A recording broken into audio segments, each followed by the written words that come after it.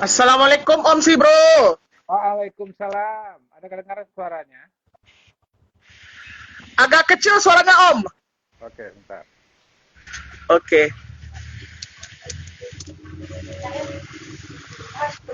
Ya, ya. Gimana? Ada? Alhamdulillah. Oke, siap Om. Ya. Oke. Assalamualaikum warahmatullahi wabarakatuh. Sobat literasi Waalaikumsalam. dimanapun Anda berada. Sampai selamat datang kembali di dalam acara Bincang Sore Ramadan episode ke-18 pada hari Senin 23 Februari 2026. Hari ini kita berbincang bersama Om Sibro, sekaligus pemilik dari Sanggar Seni Sibro. Hari ini kita akan berbicara mengenai bakat atau kemauan. Terkadang orang ragu dengan bakatnya, atau orang merasa saya tidak punya bakat. Nah, seandainya sebenarnya naluri manusia itu sebenarnya juga ada bakat, tapi kadang manusia itu masih belum menyadari bahwasannya dirinya pasti memiliki bakat. Nah, hari ini kita akan berbincang mengenai bakat atau kemauan bersama Om Sibro. Kita sapa dulu pemateri kita. Halo Om Sibro. Halo, Assalamualaikum. Waalaikumsalam warahmatullahi wabarakatuh. Gimana kabarnya Om? Sehat Om? Alhamdulillah sehat. Insyaallah selalu Alhamdulillah. sehat. Sanggar gimana Om? Aman Om? Aman, insyaallah. Alhamdulillah. Semoga Sanggar Seni Sibro tetap berjaya ya Om. Amin, amin, insyaallah. Amin, amin. Om, satu Ya, pertanyaan Om yang sangat mendasar Om. Manusia itu sebenarnya punya bakat atau tidak Om? ya. Jadi saya membaginya dengan kalau sekarang orang menyebutnya passion kali ya. Iya. Passion saya di situ gitu. Sebenarnya ada orang yang memang dari lahirnya dia punya bakat. Ya, mungkin dari keturunan. Keturunan itu sebenarnya lebih dari apa yang dia dengar, apa yang dia lihat dari kecil sebenarnya. Misalkan seorang yang uh, seperti saya orang tua saya juga seorang seniman misalkan. Nah, saya sering mendengar dia bernyanyi, dia bermusik gitu ya. Jadi dengan itu saya seperti terbiasa dengan hal-hal yang berbau nada, yang berbau dengan nyanyian, yang berbau dengan musik gitu. Nah, Mm-mm. mungkin bakat itu timbul karena sesuatu yang saya dengar, sesuatu yang saya lihat. Gitu. Nah, pada dasarnya kalau saya melihat sih apa ya, orang itu lahir ini bakatnya pasti ini, saya kok nggak melihat seperti itu gitu loh. Saya malah melihat bahwa bakat itu sebenarnya uh, harus dicoba dulu, misalkan seperti ini. Betul Uh, betul. Ketika dia suka nonton bola, dia tertarik dengan bola, dia ingin menjadi pemain bola, terus dia latihan gitu. Bakat itu lebih, saya lihat bakat itu mungkin harus dengan seringnya dia mengasah bakatnya itu, baru dia akan menjadi ahli nantinya gitu.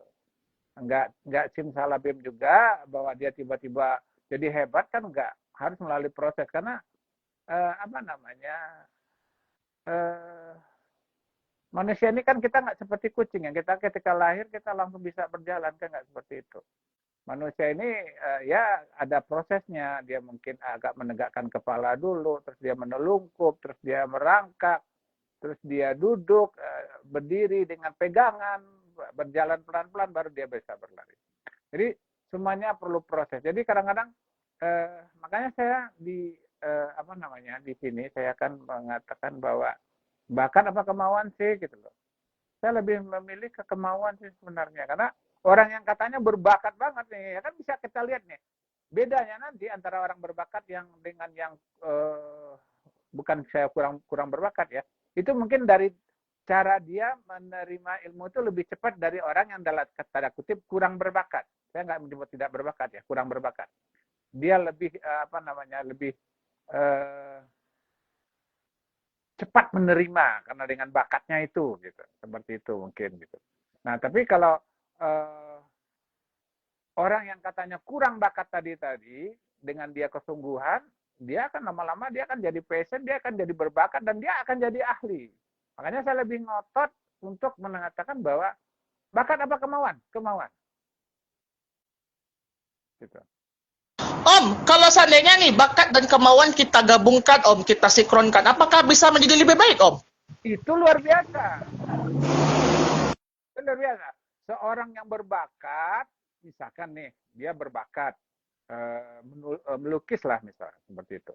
Tiba-tiba orang tuanya melihat, nih anak kok suka nyoret-nyoret dinding. Tapi coretannya itu bagus, garisnya kelihatan, kombinasi warnanya bagus gitu. Dia suka, apa, kalau dia ke eh, ke sebuah perpustakaan, dia lebih suka, apa, pergi ke mall, ke toko buku, dia lebih suka membeli buku-buku mewarnai sebenarnya. Nah, orang tua kan sudah melihat ini potensi anak. Nah, lalu orang tua mencari siapa nih yang bisa mengasah anaknya. Nah, si anak ketika dia dulu diberi kesempatan untuk melukis di dinding lalu dimarahin, sekarang dikasih tempat, diarahkan oleh seorang guru, dikasih kuas, dikasih kanvas, keluarlah bakatnya itu karena dia dilatih gitu. Nah, itulah gunanya pelatih. Pelatih itu sebenarnya mengasah bakat dan keinginan anak itu supaya lebih bagus dari yang sebelumnya. Itu fungsi pelatih. Oke. Nah, Om, tapi begini, Om.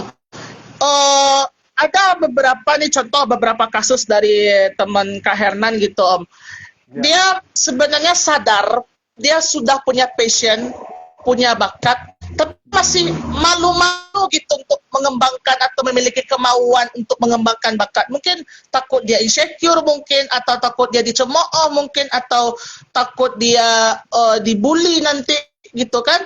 Nah, kalau seandainya hal ini terus berlanjut, apa dampak negatifnya, Om? ya, gini. Sebenarnya bakat itu terasanya juga harus dengan adanya rasa percaya dirinya gitu loh. Jadi saya mengajar di Sanggar itu kan ada tahapannya. Untuk awal-awal saya cuma membangkitkan percaya dirinya dulu. Kalau dia nggak punya percaya diri, percuma dengan bakat sehebat apapun anaknya gitu loh. Nah, terus yang kedua, hubungan kedekatan si guru sendiri dengan anaknya itu. Karena saya itu yang selalu saya apa namanya jalin dengan anak-anak murid saya. Karena mereka merasa itu saya sebagai orang tuanya, bukan sebagai guru. Karena gini, saya juga seorang guru ya, puluhan tahun juga seorang guru. Dari tahun 88 saya sudah jadi guru sebenarnya. Uh, saya kok melihat kalau kita guru di sekolah nih, ketika kita mengajarkan anak itu, anak yang rajin, anak yang pintar, itu kita kasih nilainya tinggi. 80, 90, dan sebagainya. Sementara anaknya yang males, belajar, ya sudah kita kasih nilai 60 atau 70 paling tinggi misalkan. Itu kalau kita berbicara tentang seorang guru. Tapi kalau kita berbicara sebagai orang tua, nah ini bedanya. Orang tua pasti dia ingin anaknya itu lebih bagus, lebih baik, cepat pinter, masa depannya cerah, dan bla bla bla. Jadi pendekatan saya terhadap anak murid adalah bagaimana pendekatan seorang orang tua kepada anaknya, bukan sebagai guru yang kalau kamu bandel ya udah saya kasih 60. Kalau kamu bagus saya kasih 90. Enggak gitu. Seapapun saya pengen berusaha anaknya itu untuk jadi bagus, semuanya jadi bagus. Karena ini penting buat dia. Makanya di dalam sanggar saya banyak mengajar ya, mengajar menyanyi juga, musik, mungkin puisi, drama dan lain sebagainya. Lalu pendekatan emosional sama anak itu yang saya pegang dulu. Karena ketika saya juga terus terang saya mengajar, kalau saya serap, saya suka, anaknya akan menerima ilmu saya dengan baik. Tapi kalau saya ya anak bandel banget yang malas gitu, anaknya juga akan menerima ilmu juga kurang bagus gitu. Jadi hubungan batin itu yang saya bikin dulu sama anak. Yang lalu saya timbulkan dia percaya diri dia. Nah kayak kita di Sanggar, walaupun sebenarnya ada yang mencemooh juga, kita memang sekali beberapa bulan anak-anak itu kita adu antar dia dulu itu untuk apa ya, untuk berani menampilkan rasa berani, rasa percaya dirinya, rasa di dalam hatinya ternyata saya bisa gitu, walaupun hanya di teman-teman sesanggar yang sekitar 30-40 orang saja gitu. Nah, dari sanalah nanti dia bisa melompat keluar, berani melihat orang lebih lain di luar sanggarnya misalkan. Jadi dari event-event lomba antar sanggar itulah saya menciptakan apa namanya keberanian anak itu, rasa percaya dirinya itu. Gitu. Jadi rasa percaya diri harus ditampilkan, walaupun dia punya bakat sahabat, dia nggak percaya diri, di depan orang takut, tadi cemeh. Nah kadang-kadang ini juga nih, buat orang-orang yang kadang-kadang dalam tanda kutip dia katanya dia mengerti, apa, gimana kamu nih, kayak gitu, itu jangan seperti itu, jangan sampai menjatuhkan, walaupun seberapapun sebenarnya kasih aja masukan, sebaiknya begini, jangan kamu nggak usah nyanyi deh, kuping saya jadi nyeri dengar kamu nyanyi, jangan begitu, support aja terus. Karena harus rasa percaya diri itu ditampilkan bahwa dengan belajar saya mampu, dan itu harus ditekankan, itu dengan belajar saya mampu. Kalau tapi jangan simsalabim juga, tambah belajar tiba-tiba saya mampu, ya nggak begitu gitu. Dan satu lagi, ini era digital sekarang, banyak orang yang bermimpi ingin cepat terkenal gitu. Enggak. Semua perlu proses. Toh kita nggak langsung S1, S2. Kita dari TK, dari SD, SMP, SMA. Baru S1, baru S2. Kan begitu. Semuanya perlu proses. Jangan loncat-loncat lah. Karena logika kita ketika kita memanjat sebuah pohon, kita naik dulu sedikit. Bagaimana anginnya? Di sini ada semut nggak? Ya kan? Kalau kita sudah merasa kita mampu, kita naik sekian ranting. Dengan memegang ranting yang lain, kita memeluk eratnya. Kenapa? Semakin tinggi pohon, itu anginnya semakin tinggi juga. Kita harus siapkan kemampuan kita juga untuk itu. Gitu. Bercita-citalah setinggi-tingginya, tapi dikejar. Jangan berkhayal. Si itu tuh viral, mohon maaf nih. Viral itu sejenak, sebentar lagi hilang. Ketika ada viral baru, ya viral yang lama hilang. Gitu. Jadilah yang berilmu, jangan mengejar viral dan terkenal secara instan. Karena ketika ada viral yang baru, orang akan ini gitu. Seperti objek wisata, di situ tuh keren, rame ke situ. Ya, ada yang baru lagi, orang pindah lagi, yang lama itu sudah tertinggal lagi gitu. Jadi bagaimana si tempat itu juga mempertahankan dia supaya orang tetap datang ke situ dan lain sebagainya. Banyak prosesnya. Jadi timbulkan percaya diri, tampilkan dalam hati kita bahwa sesuatu yang kita inginkan itu harus dicapai dengan kerja, dengan usaha, dengan latihan. Seperti itu. Jadi harus percaya diri. Kalau orang mampu, kenapa kita nggak mampu? Orang kita sama-sama makan nasi kok, kecuali dia makan besi, kita makan nasi, ya mungkin nggak bisa gitu ya. Tapi kalau sesama kita sama-sama makan nasi, ketika dia mampu, kenapa kita nggak mampu kan gitu. Cuman mungkin nanti levelnya itu akan berubah di kemauannya tadi sama bakatnya tadi. Makanya ada bakat, ada kemauan, itu keren. Nggak ada bakat pun ada kemauan, itu jadi. Dan itu sudah terbukti bagi saya gitu. Karena dia lihat temannya bisa gitu, kapan saya bisa, belajarlah gitu. Saya belajarin pelan-pelan. Akhirnya dia bisa. Sementara yang mampu, yang punya skill bagus, tapi males, nggak disalurkan, cuman hanya nyanyi di kamar mandi, misalkan seperti itu. Atau dia menulis jago, tapi dia nggak berani menulis coba menulis, ada misalkan undangan untuk menulis sebuah buku, tulislah gitu, berani gitu. Jadi percuma aja dia punya kemampuan tapi dia nggak berani mengeluarkan itu. Jadi rasa percaya diri itu juga harus kita tunjukkan. Kita harus bilang Bismillahirrahmanirrahim, saya berani, dengan belajar saya bisa gitu. Jadi kuncinya, kalaupun kita nggak punya kemampuan 1000 pun, kita nggak punya rasa percaya diri, bagaimana kemampuan itu bisa berkembang jadinya. Nah, guru membantu supaya bakat yang sudah ada, kemampuan yang sudah ada itu jadi meningkat supaya lebih bagus. Tapi tetap kembali kepada diri dia sendiri, kan seperti itu. Ya. Oke Om, mungkin ini sedikit kelewat, mungkin Kak Hernan bertanya Om, apa definisi atau hakikat dasar dari bakat dan kemauan Om? Nah, bakat itu kan memang seperti tadi, sebenarnya nggak bisa juga dibilang dari lahir sebenarnya. Tapi bakat itu juga memang dengan sesuatu yang didengar sama dia. Misalkan orang tuanya dulu adalah seorang penyanyi misalkan. Dia sering mendengar nyanyian itu. Dan dia sering bernyanyi-nyanyi sendiri gitu.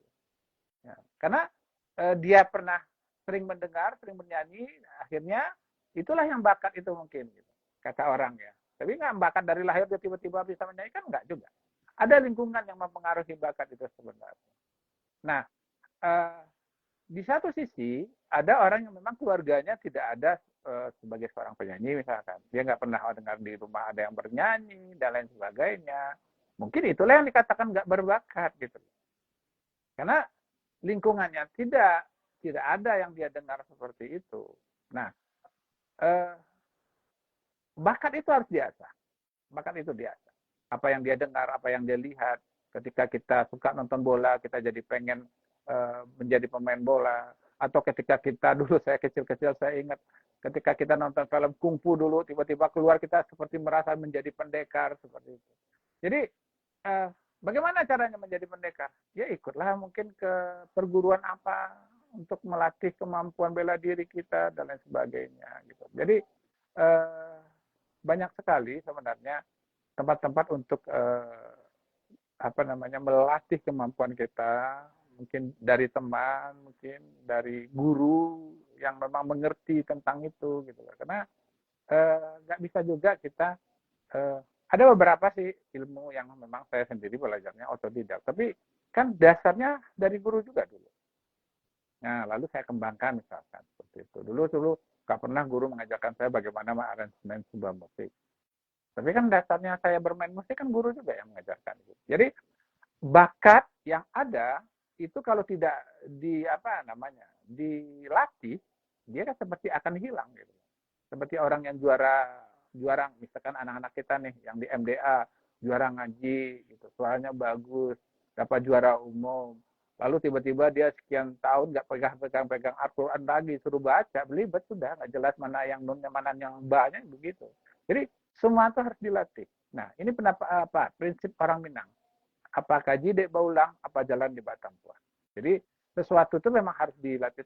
Orang-orang yang di sini, murid-murid saya yang sudah 3, 4 tahun, 5 tahun itu belajar, mungkin setelah dia nggak datang 2 bulan aja, suruh menyanyi lagi falas gitu. Karena seni itu hubungannya sama insting juga. Orang yang biasa olahraga, berenang, jago, sekian bulan nggak berenang lagi itu detiknya itu beda. Biasanya 10 detik untuk jarak 400 meter ini bisa jadi 10, sekian. Jadi semua itu harus dilatih terus. Ilmu-ilmu yang kita dapat dulu di sekolah, dimanapun, itu harus kita asah terus. Kalau nggak dia akan hilang. Ya, nah salah satu keinginan saya menjadi guru adalah itu. Dengan mengajar juga saya akan terasa terus. Sampai sekarang saya tetap belajar. Mengikuti zaman juga. Sekarang zaman apa modelnya? Kan nggak bisa seperti gaya saya berbaca puisi tahun 80 saya bawa dengan gaya sekarang, ya enggak lah. Ya, saya bernyanyi tahun 80-an lalu saya ajarkan ke anak-anak sekarang dengan gaya saya tahun 80-an. Enggak. Zamannya gimana? Tren musiknya gimana? Ya kan? Kayak di drama dulu. Orang film dulu pakai roll film, sekarang cukup dengan memori orang bisa menyimpannya dengan kamera kecil saja, cuma dengan hasil yang luar biasa. Nah, hal seperti itu. Kita sebagai guru juga harus belajar terus mengikuti bagaimana perkembangan teknologi ini. Karena teknologi luar biasa majunya. Orang sekarang dengan menyebutkan beberapa lirik saja, misalkan AI sudah bisa membikinkan lagunya, walaupun kalau menurut orang yang ngerti musik, apaan sih gitu. Karena AI itu kan mesin ya, dia terbatas. Ya, terbatas sama data yang ada. Sementara manusia itu punya kreativitas. Bisa punya kreativitas. Dia bisa berubah-ubah. Ya, seperti saya mengajarkan anak-anak, improvisasinya begini.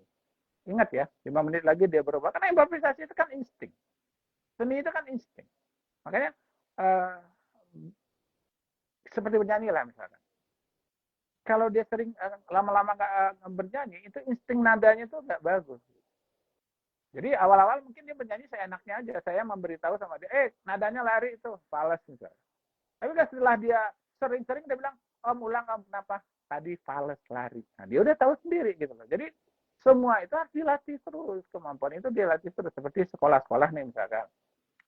Dia lihat potensi anak nih jago nih. Ya sekolah juga harus mencarikan jalan sama dia. Mungkin diberitahu sama dia, Bu, ini anak ibu potensi ini, Bu, coba mungkin ibu masukkan sanggar, Bu, misalkan seperti itu ya. Nanti sekolah juga akan diuntungkan kan, lagi lomba-lomba ya udah anak sanggar itu yang maju. Biasanya anak-anak kita yang saya latih di sanggar ini kan mereka yang terkirim dari sekolah-sekolah untuk event-event lomba.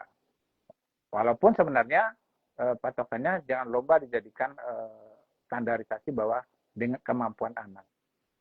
Karena lomba itu tidak menjamin bahwa yang menang lomba itu lebih bagus dari yang kalahnya, enggak. Karena kadang-kadang penilaian lagi dari sudut pandang itu berbeda. Kata si A ini bagus, kata si A biasa aja seperti itu. Jadi kemampuan itu tidak diukur dari juaranya sebenarnya. Kemampuan itu ya diukur dari kemampuan dia, skill dia. Gitu.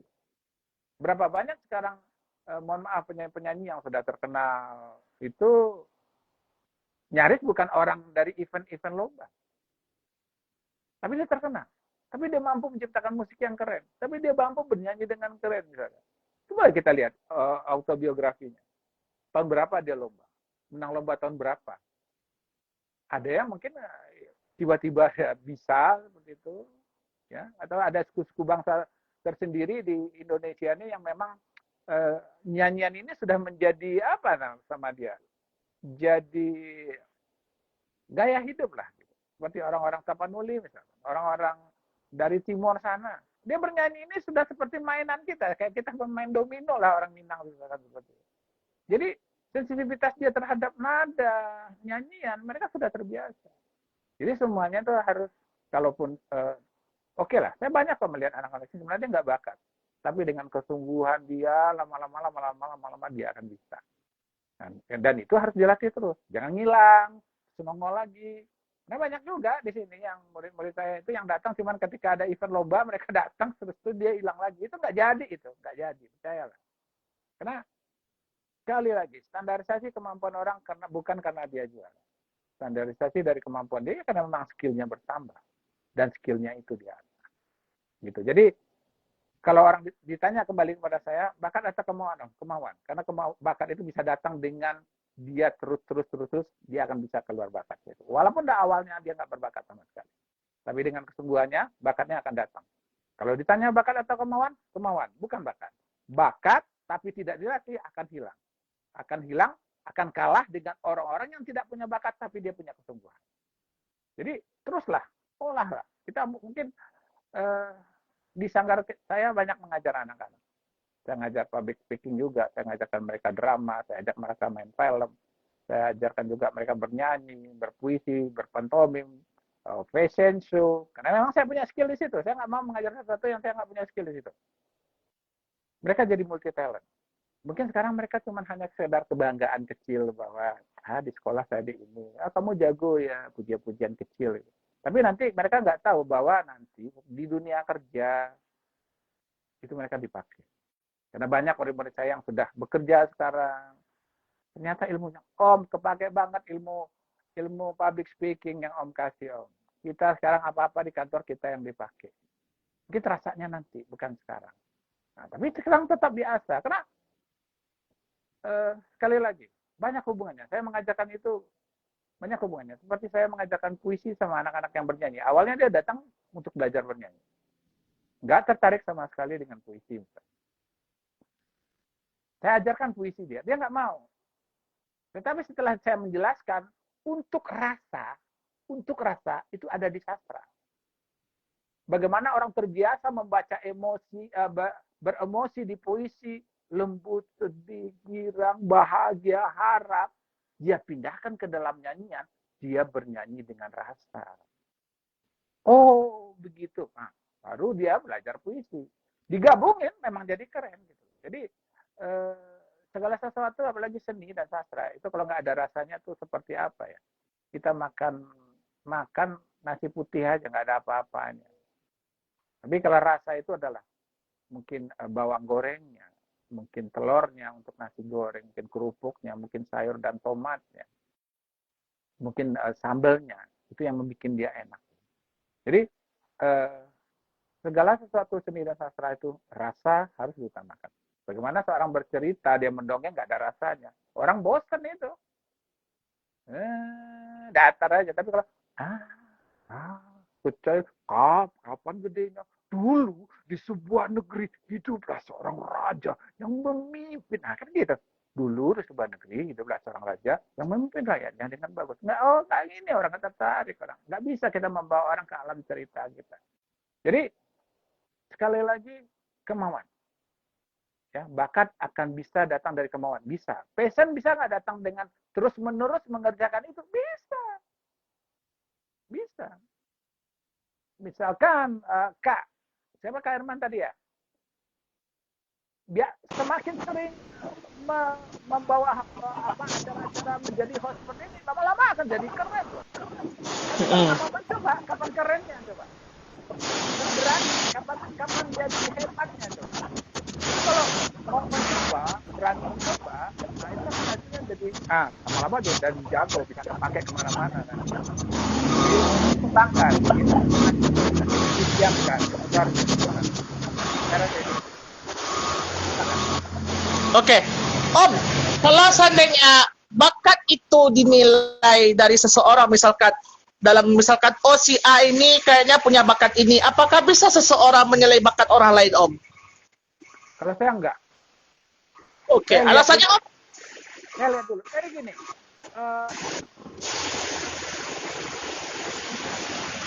antara orang yang mengerti dengan orang awam itu berbeda. Bahkan menurut orang awam, ini anaknya udah keren nih, udah jago-jago. Tapi menurut ahli, keren nggak? Jago nggak? Gitu loh. Jadi yang menilai masyarakat sama ahlinya.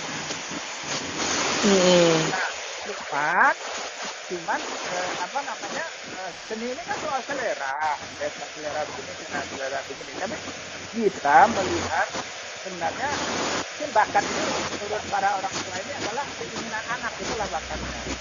Makanya disuruh nyanyi om, gitu. Makanya nyanyi, nah itu yang dilihat orang tua sebenarnya.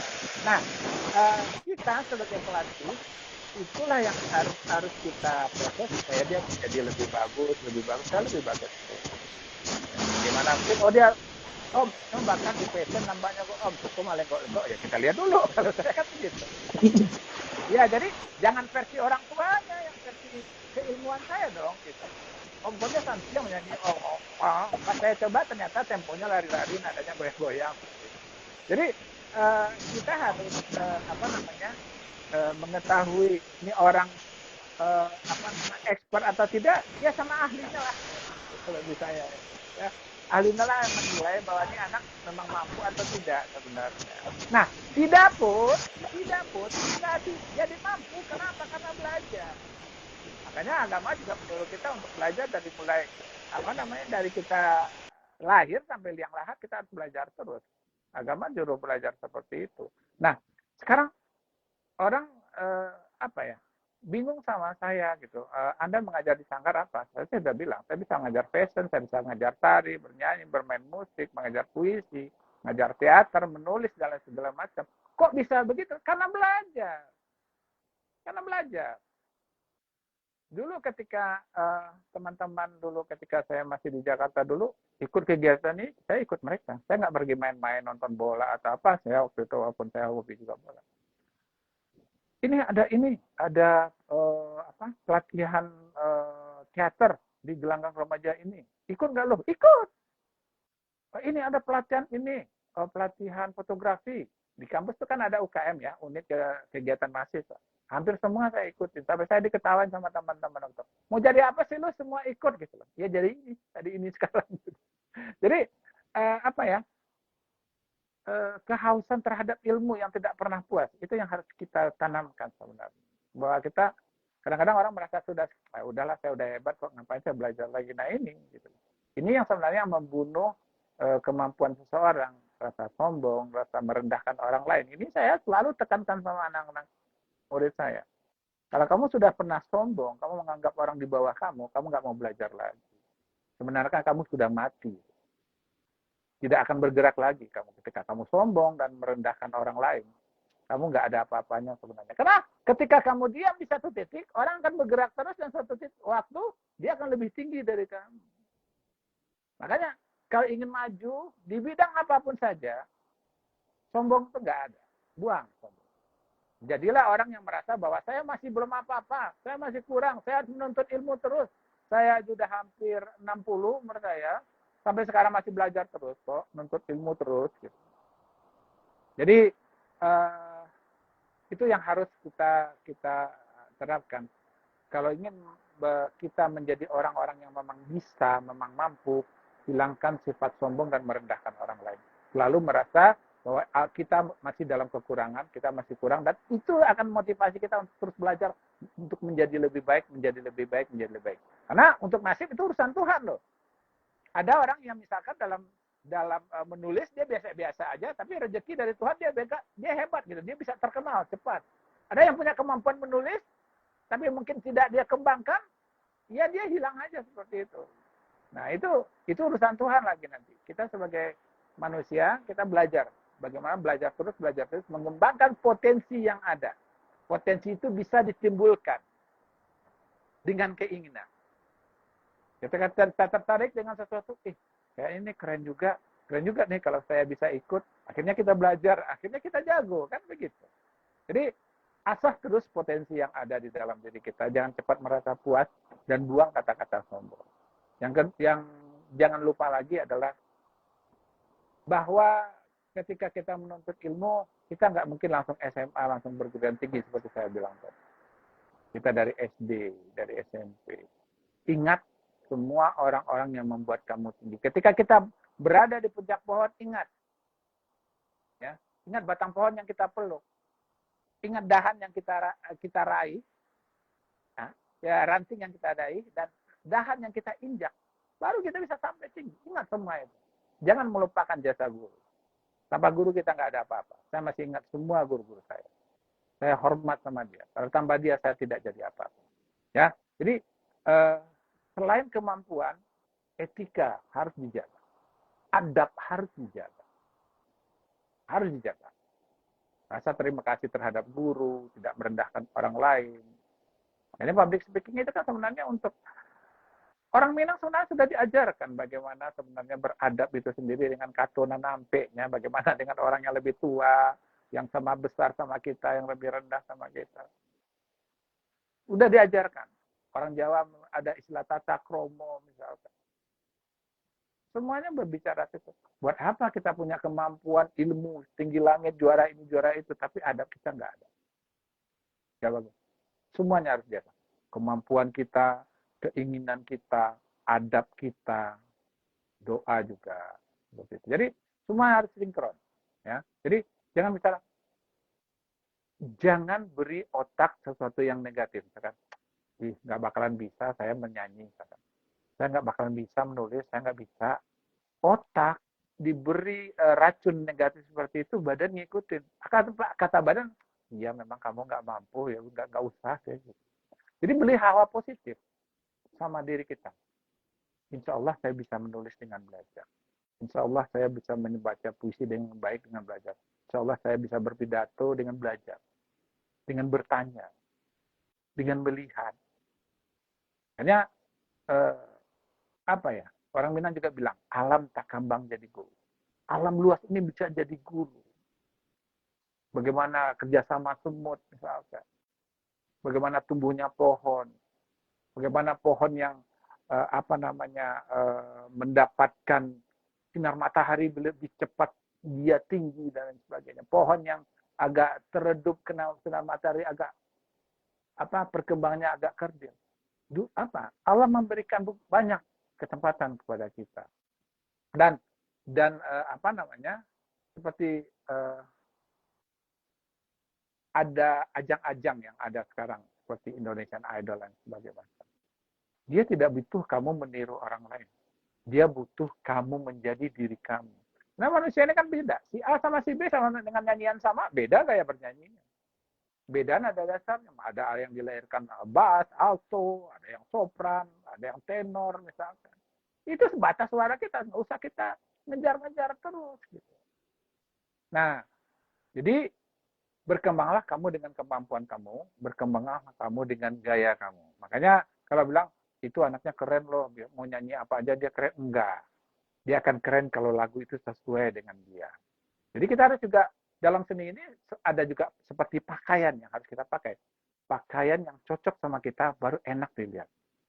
Kalau kesempitan atau kelebaran pasti nggak enak. Jadi dunia apapun, dalam baca puisi misalkan, ada orang-orang dengan karakter lembut, agak pemalu, kurang kurang berani misalkan, dia cocok dengan puisi-puisi yang sahdu, puisi-puisi religi, puisi-puisi kasih sayang ibu dan sebagainya. Ada yang memang anaknya ya banyak bergaul, mungkin agak berani, agak lantang, mungkin dia cocok dengan puisi-puisi perjuangan yang menghentak-hentak. Jadi semuanya ada kelas-kelasnya. Misalkan anak-anak yang sifat begini, cocoknya begini. Makanya saya di Sanggar kan saya mengajarnya satu persatu orang. Karena mengajar si A sama si B itu beda. Mengajar si B sama si C beda. Bahkan untuk sebuah lagu misalkan ketika saya mengajar vokal, mengajar si A lagu ini dan mengajar si A dengan lagu yang kedua, lagu B, itu beda cara mengajarnya. Ya kan? Tingkat kesulitan lagunya beda, iramanya beda, temponya beda. Ya kan? Nah, jadi kalau kamu ingin maju di dunia seni dan sastra, kamu pakai pakaian kamu, jangan pakai pakaian orang. Kamu harus jadi diri kamu sendiri. Kalau Om, besok ada lomba Om, lagunya ini, mana yang cocok buat anak saya? Saya bilang, saya dengar dulu. Saya nggak mau tebak-tebak. Dengar, oh ini yang cocok sama kamu. Karena puisi, segala macam itu ada karakter-karakter yang memang kita kuat di situ dan kita lemah di bagian lain. Karena manusia ini banyak kekurangan. Nah, potensi yang yang lebih itu yang harus kita manfaatkan. Nah, kekurangan itu mungkin orang lain menyanyikan lagu ini bagus, kita nggak bagus. Nah, makanya saya dulu sebelumnya kan satu kelas itu bisa berempat, berlima. Akhirnya mereka meniru-niru pas dengar temannya bagus, Om, tukarlah lagunya Om, saya pengen yang lagu itu. Padahal nggak cocok sama dia, cuma karena dengar temannya bagus. Gitu. Jadi sebenarnya lagu yang cocok sama dia bukan itu. Puisi yang cocok sama dia bukan itu. Ya, seperti itu. Nah, nanti dari beberapa ilmu yang saya ajarkan di Sanggar seperti presenter mungkin, mendongeng, membaca puisi, bernyanyi, dan bermain musik. Di antara yang banyak itu pasti nanti ada yang menonjol. Gitu. Nah itulah mungkin yang dibilang orang bakat mungkin. Saya lebih bakatnya itu memang bedanya orang sama dengan tadi, bakat dengan kemauan itu. Bedanya orang berbakat dengan orang yang kurang berbakat dalam satu segi ilmu adalah orang yang berbakat akan lebih cepat majunya dibanding yang kurang berbakat. Itu aja kuncinya sebenarnya. Tapi orang berbakat, walaupun bakatnya setinggi langit pun tidak dia asah, cuma dia peram-peram sendiri, dia akan kalah sama orang yang sebenarnya nggak berbakat tapi terus belajar. So kita dulu ketika ngaji kan nggak langsung Al-Quran. Dulu namanya Juz Amma, kalau sekarang namanya Iqra. Kan dari Iqra satu kita.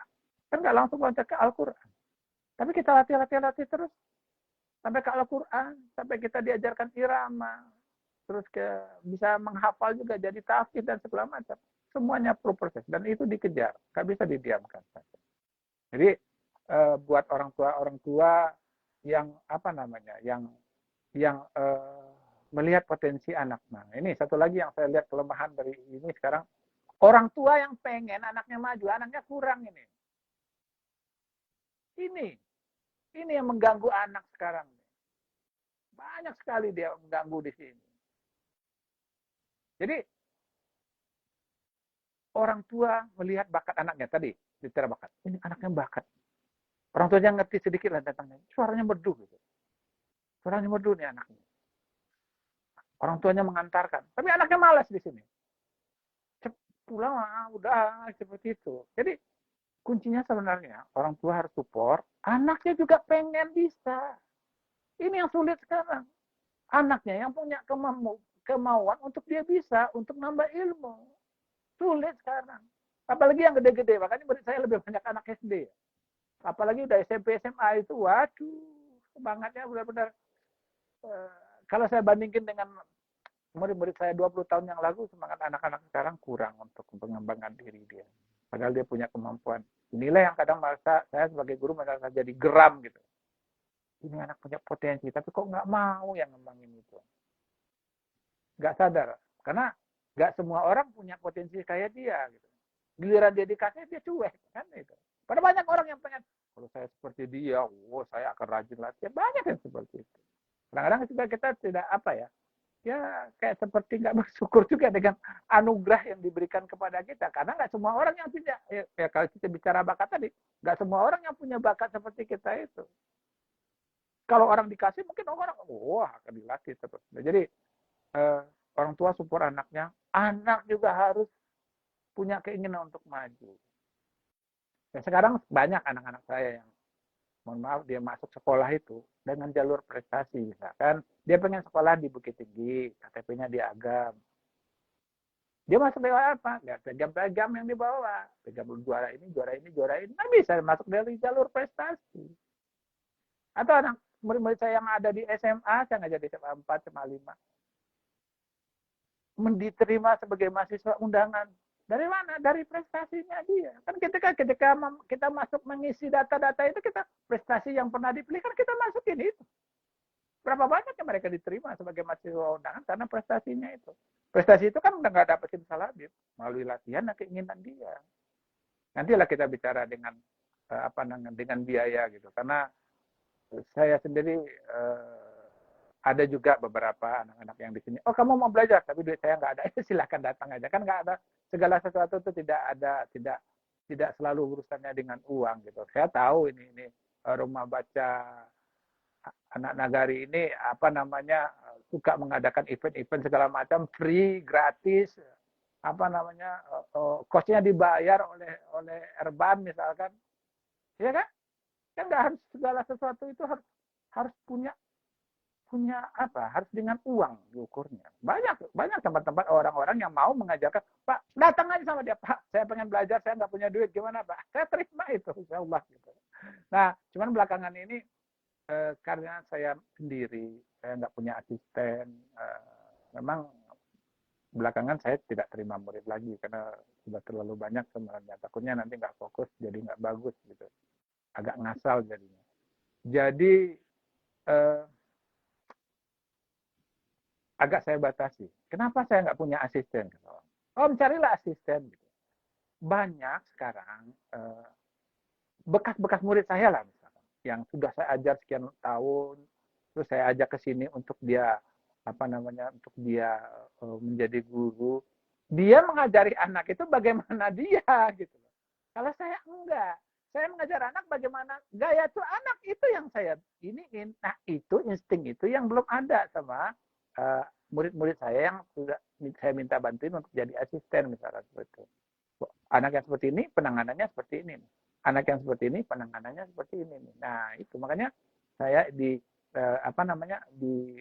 kelas itu saya ambil privat itu supaya saya bisa menangani sendiri. Dan saya punya catatan. Ya, kemarin datangnya ini, perkembangannya begini-begini, yang harus dibenarin ini. Saya punya catatan. Saya seperti punya medical record sendiri untuk menangani anak itu nantinya. Untuk berkembang.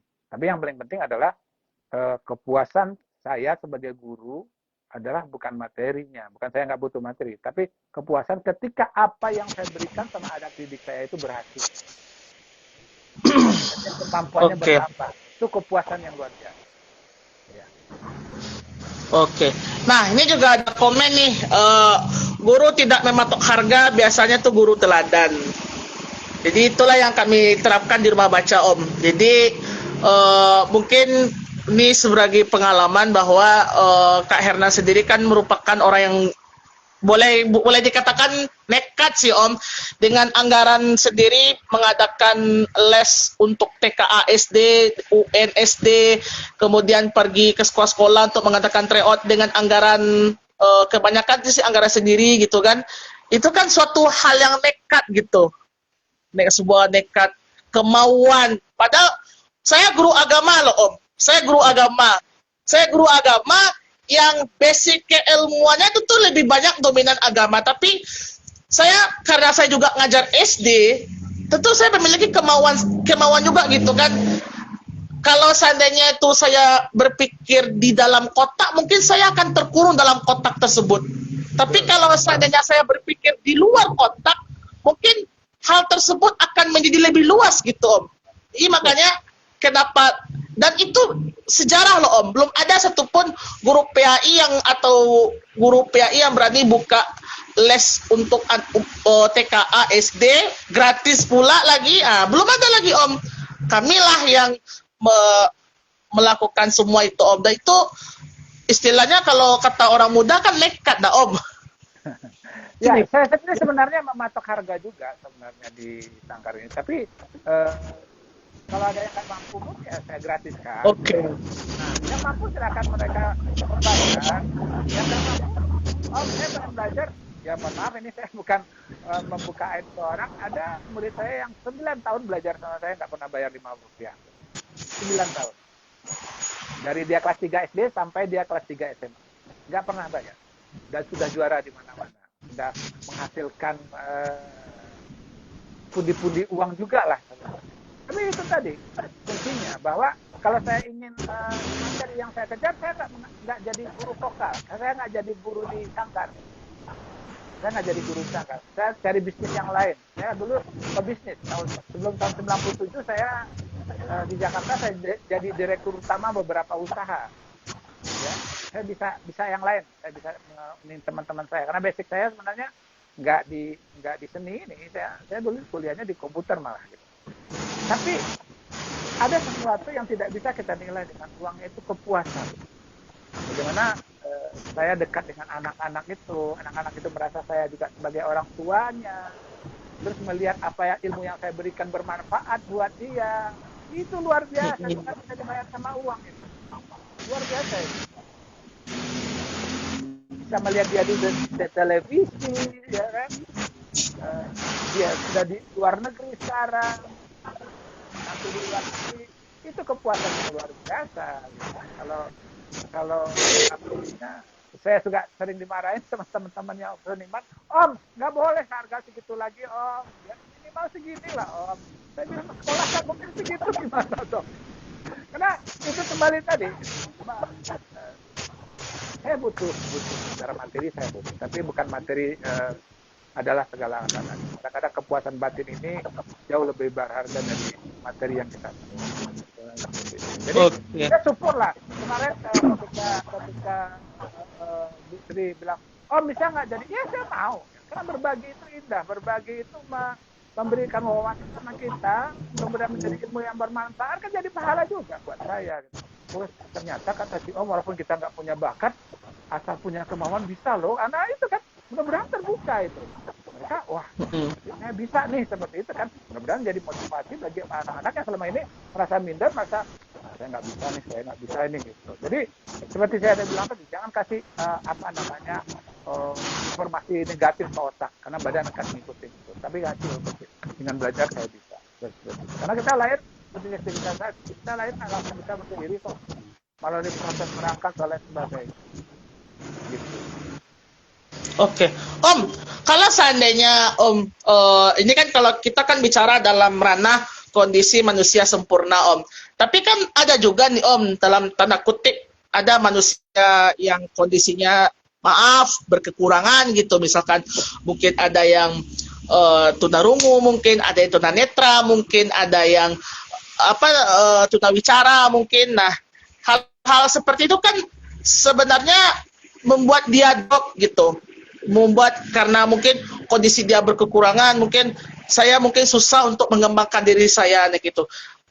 Menurut Om gitu, bagaimana tipsnya supaya teman-teman kita yang disabilitas ini dapat mengembangkan bakat sekaligus kemauannya Om, agar dia berani gitu Om.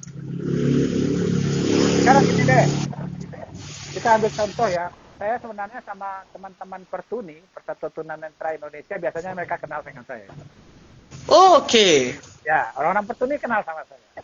Banyak di Pertuni itu yang kayak teman saya di Abek, dia jualan motor, motor. Wow. Dia motor.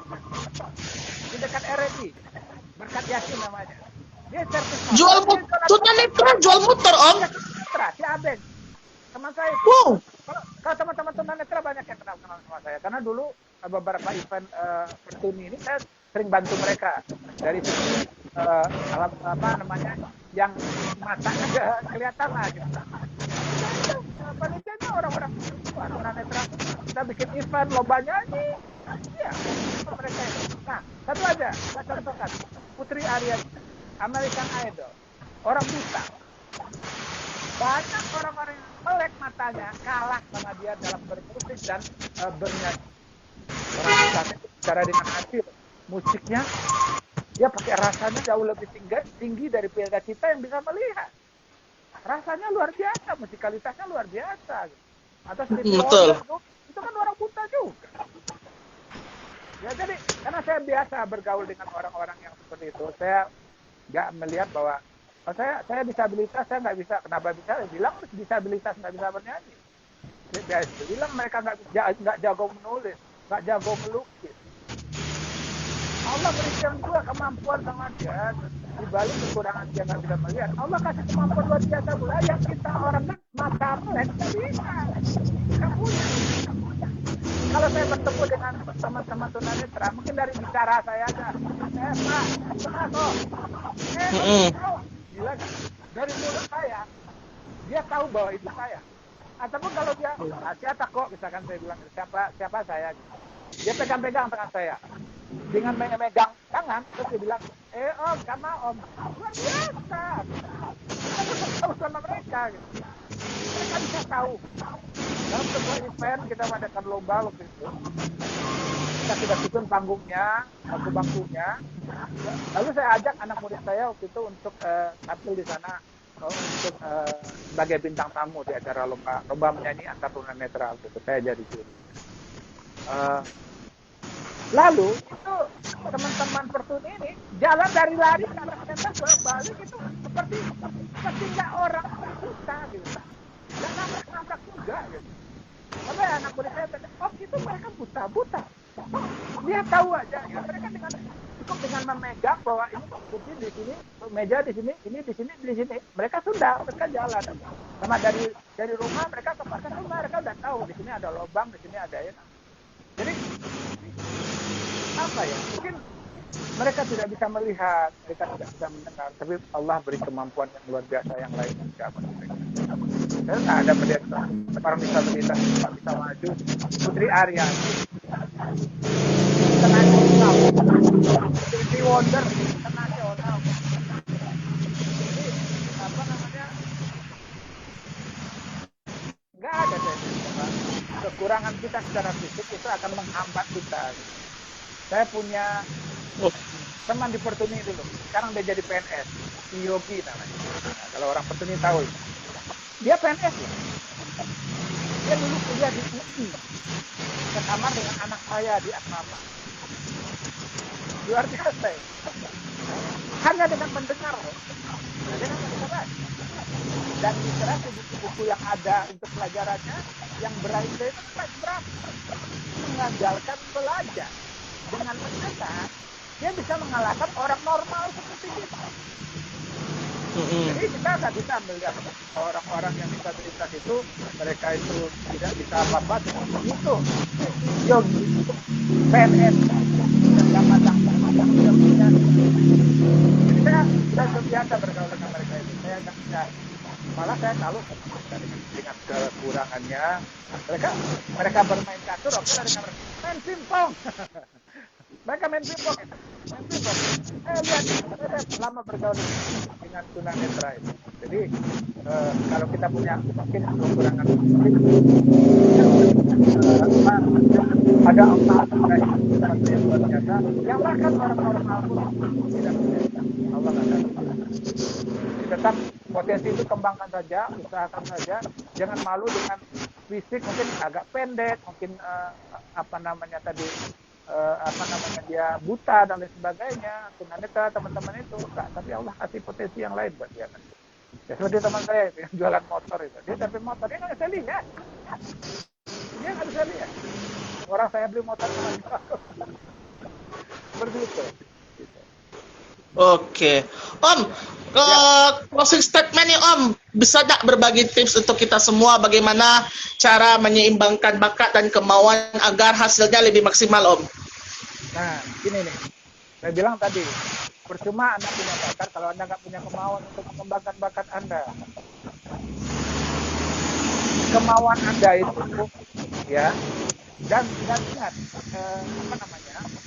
seni maupun sastra olahraga itu juga nggak simsalabim. Mungkin nggak terasa sekarang belum, terasa sekarang memang kamu mendapatkan trofi, menang, piagam di sekolah dihargai seperti itu enggak. Tapi buat nantinya, bagaimana public speaking itu kamu perlukan nanti ketika kamu sidang sarjana, enggak? Kamu gimana kamu menjelaskan tentang skripsi kan? Tapi kamu udah bisa, ya udah. Kamu bisa menjelaskan apa isi pikiran kamu ke dosen pengujinya. Jadi semuanya itu harus dilatih. Mungkin sekarang belum terasa. Sekarang masih euforia. Saya tampil, saya juara, selalu saya publish di media sosial saya. Oke. Tapi dia belum tahu nanti bahwa nanti dunia kerja. Saya punya pengalaman satu. Ada murid saya dulu kerja di Telkom. Dari seleksi 3.000 orang. Tinggal 10. Dari 10 tinggal 2. Akhirnya dia diterima sendiri. Kenapa? Karena dia punya kemampuan sendiri. Kantor perlu orang-orang seperti itu. Ketika kita wawancara manajer dari orang personal dia pasti dilihat kamu punya kemampuan apa, kamu punya teman berapa, bagaimana jiwa sosial kamu, bagaimana ketika kamu wawancara kamu tatap orang itu, bagaimana kamu bisa menjawab dengan jelas, bagaimana kamu punya prinsip nggak, berapa gaji yang kamu minta, terserah perusahaan aja lah, itu kendali personalia kena loh itu. Tapi berapa gaji yang kamu minta? 10 juta. Kenapa kamu minta 10 juta? Saya merasa mampu dengan 10 juta itu. Saya yakin buat saya.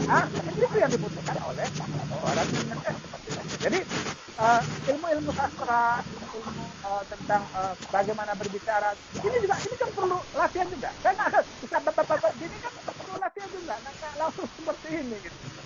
Dari lama-lama ya bisa begini. Jadi semuanya perlu dilatih terus.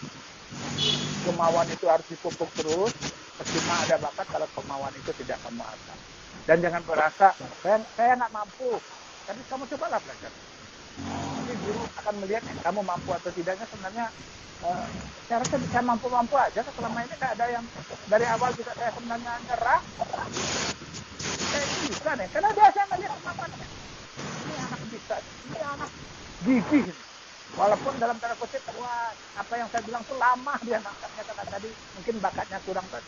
Tapi kegigihannya itu membuat lama-lama, bisa juga kamu ya gitu seperti itu. Jadi dan bagi saya sebagai seorang guru adalah kepuasan itu adalah ketika ilmu yang saya berikan nampak progresnya. Nah, jadi tuntutlah ilmu terus, hargai yang bisa membuat kamu hebat itu hargai. Orang-orang teman lingkungan yang membuat kamu hebat, jangan lupakan dengan mereka. Dan satu beda. Jangan sombong. Karena ketika kamu sombong, sebenarnya kamu sudah menggali kubur untuk diri kamu sendiri. Kamu nggak bisa naik lagi ke atas. Tetap merasa kurang dan kamu akan belajar terus sampai kapanpun. Itu aja. Oke. Terima kasih Om Sibro yang telah memberikan inspirasi. Ya. Terima kasih Om, semoga Sakar semakin ramai. Amin, insyaallah. Semoga kami tunggu kita, insya Allah kalau ada waktu kita kolaborasi ya Om, dunia seni Om. Insyaallah. Kami ya itulah kami lah teragak lo bergelut dengan dunia. Kebetulan kan lebih suka ke musik tradisional Om, ke mungkin tambua, mungkin talempong mungkin ya mungkin bisa kita kolaborasi Om. Mana tahu kan besok RBN mau ada acara apa gitu kan, kami bisa latihan tambua, latihan tansa dan lain-lain kita Om. Oke, siap Om. Terima kasih Om dan sobat. Siap Om, sama-sama Om. Sobat literasi dimanapun Anda berada, terima kasih yang telah menyaksikan acara ini dan semoga apa yang disampaikan oleh Om Sibro dapat kita ambil hikmahnya dan bisa mengembangkan minat, bakat, dan kemauan. Ingat, kalau punya bakat harus diselingi dengan kemauan. Karena kalau tanpa adanya kemauan, bakat itu hanyalah sekedar angin lalu. Terima kasih Om, dan sampai ketemu di Bincang Sore Ramadan episode selanjutnya. Saya pamit undur diri.